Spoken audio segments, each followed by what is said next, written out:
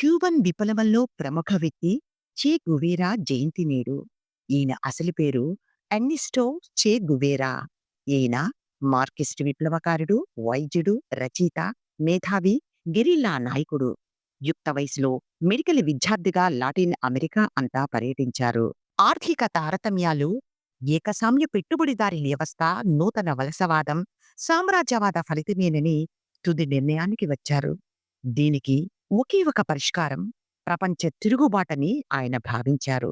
Cuba విప్లవంలో ప్రముఖ పాత్ర వహించారు. క్యూబా తిరుగుబాటు తరువాత చే గువేరా నూతన ప్రభుత్వంలో అనేక ప్రధాన పాత్రలు పోషించారు. అమెరికా సహకారంతో బులేవియన్ దళాలతో బంధించి ఊరితీయబడ్డాడు.